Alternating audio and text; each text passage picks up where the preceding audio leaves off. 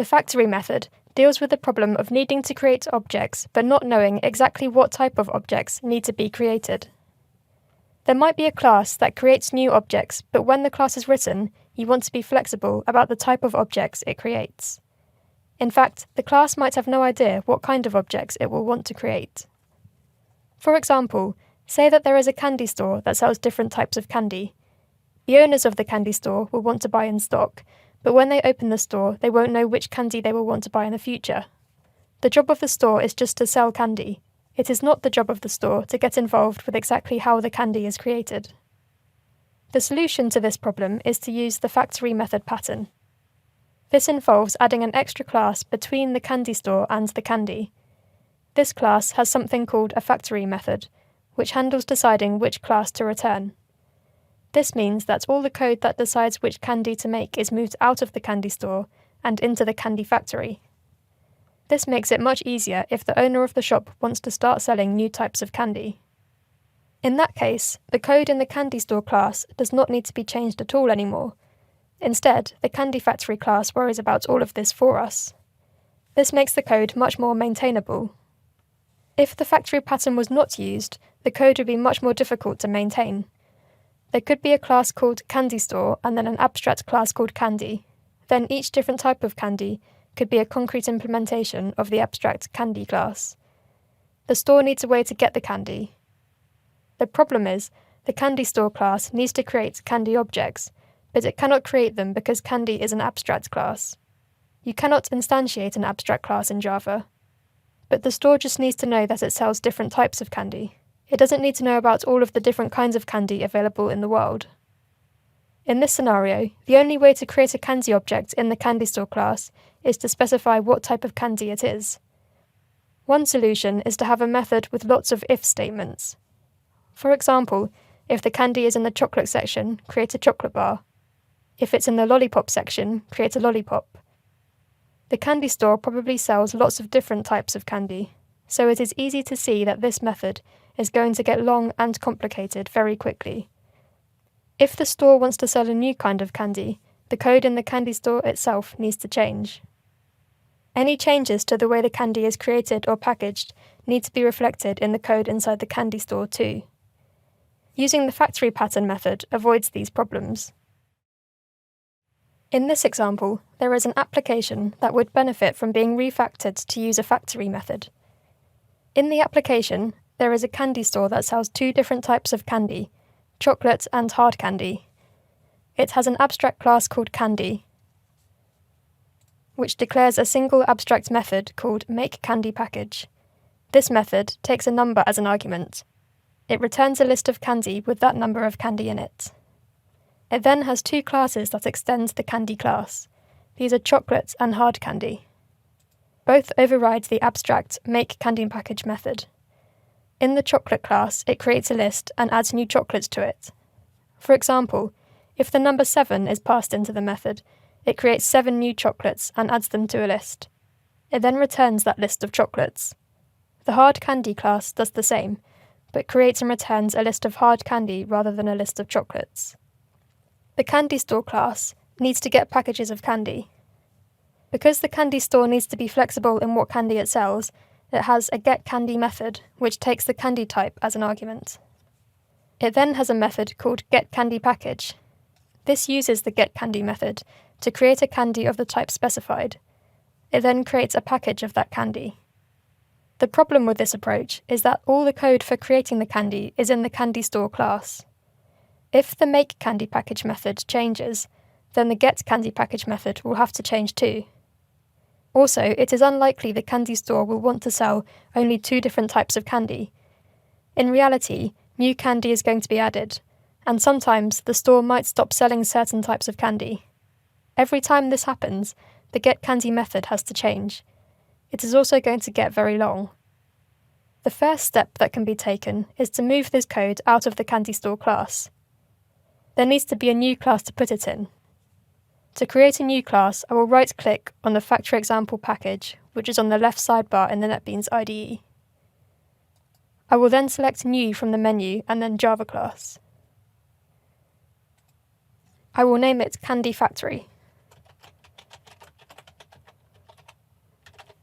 Then all I need to do is copy the getCandy method and getCandyPackage methods from the CandyStore class into CandyFactory.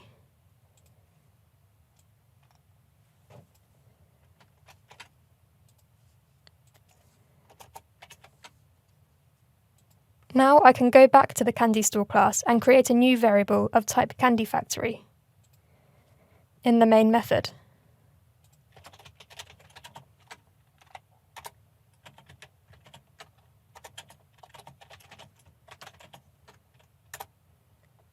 So the main method of the CandyStore class will now use this CandyFactory to do all the work of deciding which type of candy to create and creating it too. Now all of this code inside CandyStore can be removed. It is now much easier to deal with a situation where the store wants to sell a new type of candy, or change the quantity it sells of a particular type of candy. It just passes in a different number or candy type to the getCandyPackage method. The CandyFactory will handle all the rest behind the scenes. The factory method pattern gets more complicated when further hierarchies are introduced. A more complete version of the factory method helps with this by allowing subclasses to decide which concrete type to return. This example is a more complete version of the CandyStore application. In this example, there is still a class called CandyStore which gets packages of candy to sell. In reality, there would probably be a lot more different types of candy than just chocolates and hard candy. In fact, chocolate and hard candy are actually whole sections of the store rather than products.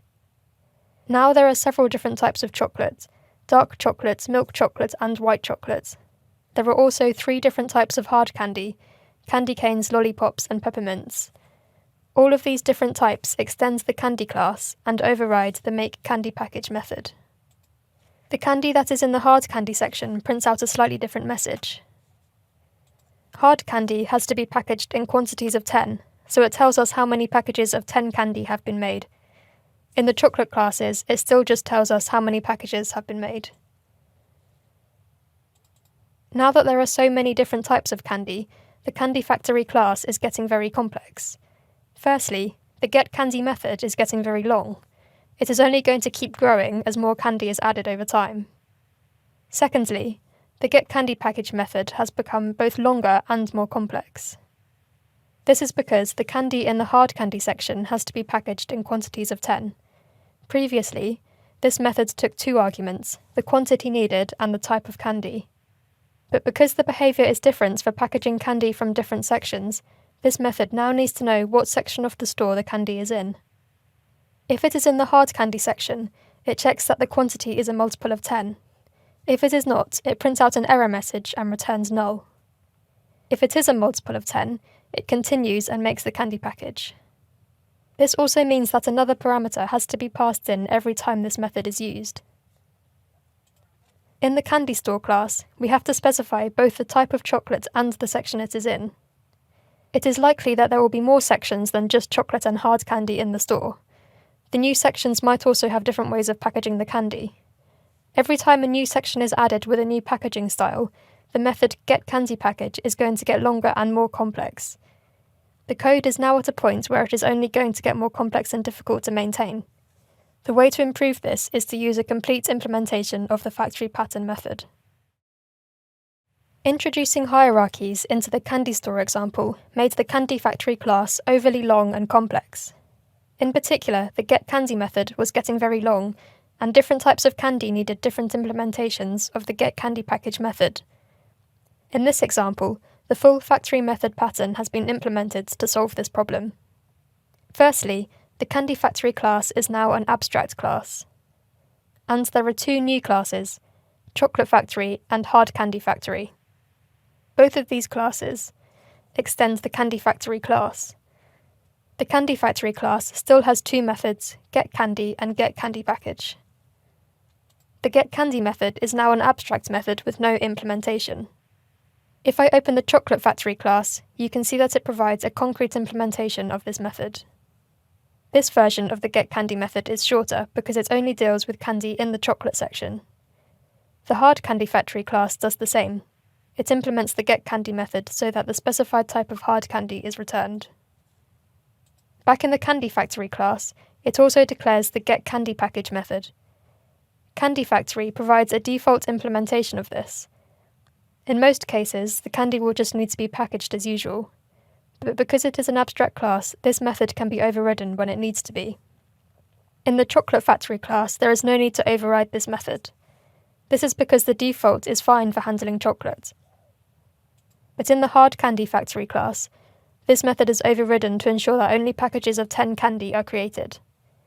The advantage of this is that the Candy Factory class becomes shorter and simpler.